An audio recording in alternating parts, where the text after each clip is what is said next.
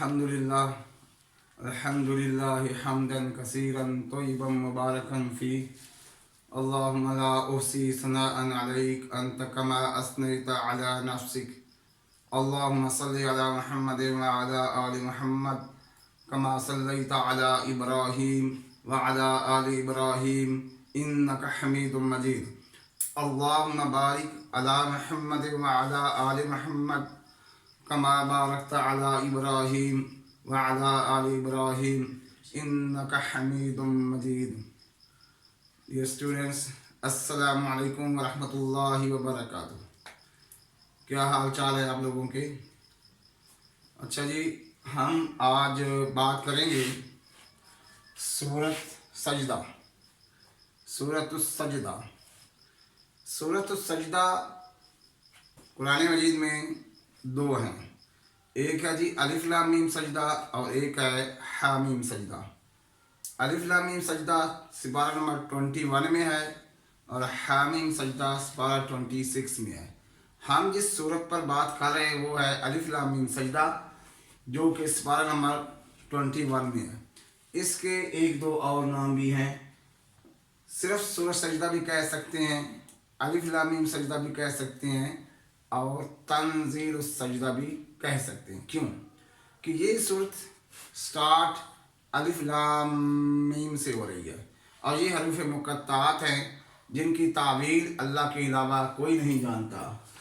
तो आगे अलिफ लाम मीम के बाद लफ्ज़ तंजील आया है, तो उसी मुनासबत से सूरत को तंजील और सजदा भी कहा जाता है। तो इसके लॉन्ग क्वेश्चन पर बात करते हैं। सबसे पहले आप देख लें प्रेजेंटेशन कि ये आपने हेडिंग बनानी है, तारुफ, वजह तस्मिया, फजीलत, खुलासा, मज़ामीन में फिर सब हेडिंग आएंगी और फिर इल्मी और अमली नुकात, उसमें आप बुलेट्स बना के पॉइंट्स बनाएंगे।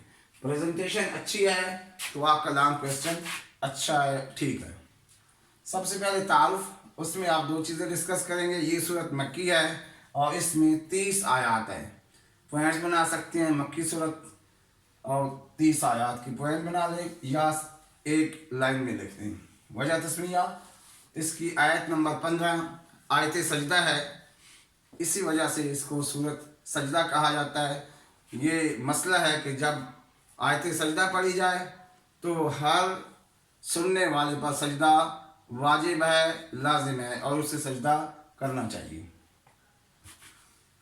फजीलत क्या है कि अल्लाह के नबी सल्लल्लाहु अलैहि वसल्लम उस वक्त तक नहीं सोते थे जब तक सूरत अलिफ लाम मीम सजदा और सूरत मुल्क की तिलावत नहीं करते थे।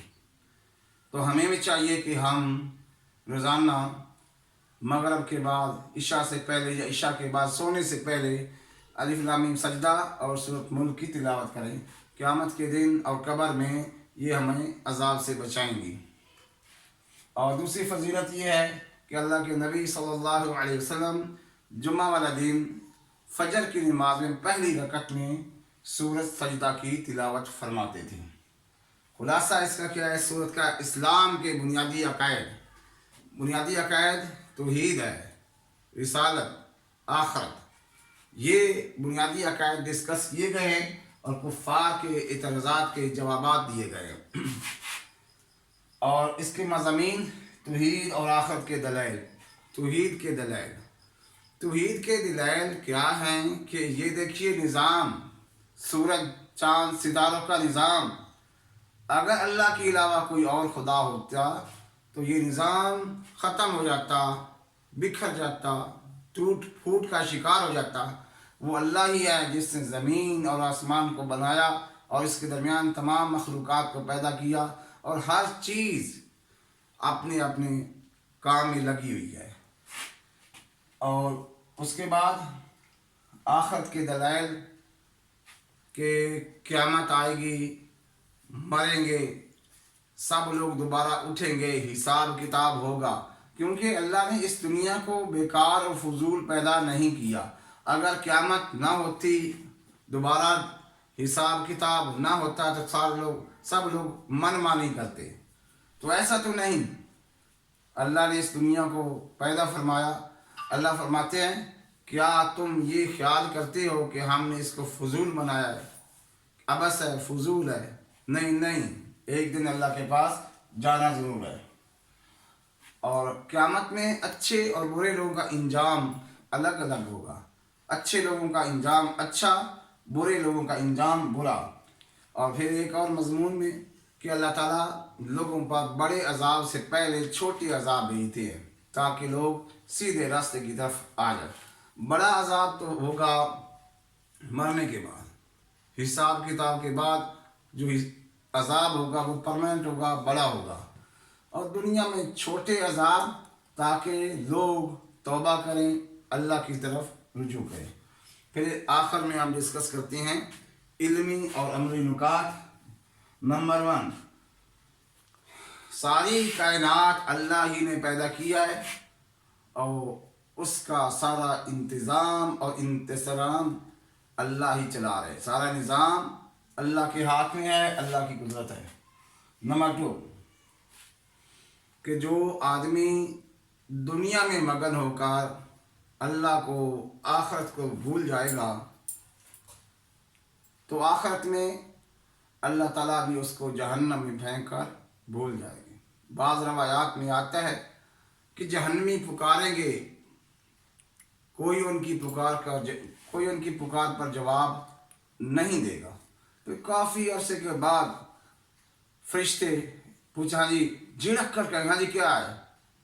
جو کہیں جی پانی، اور آگے فرشتے پھر جھڑکیں گے، اولم تأتیکم رسلکم بالبینات، پانی مانگ رہے ہو، اللہ کے رسول نہیں آئے تھے؟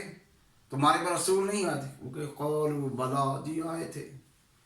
فرشتے کہ بکو مت، خاموش ہو جاؤ، جھڑکیں گے۔ تو آج موقع ہے آخرت کو ٹھیک کرنے کا۔ ایک اور اس میں عملی نکات ہے، فرمانبردار اور نافرمان برابر نہیں ہیں اللہ کے ہاں۔ ایسا نہیں کہ سب کا ایک طرح کا حساب ہو جائے۔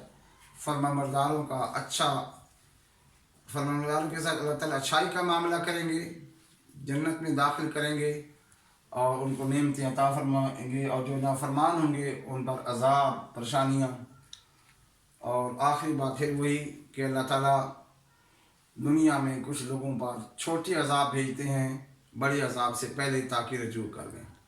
تو دوبارہ سمجھیے آپ نے پریزنٹیشن کیسے بنانی ہے، یہ دیکھ لیں۔ ہیڈنگ، تعارف، وجہ تسمیہ، فضیلت، خلاصہ کے اندر بعض مضامین ہیں ان کی سب ہیڈنگ بنا لیں، پھر علمی نکات ہیں ان کو پوائنٹس بنا لیں، تو یہ آپ کا لانگ کویسچن تیار ہو جائے گا۔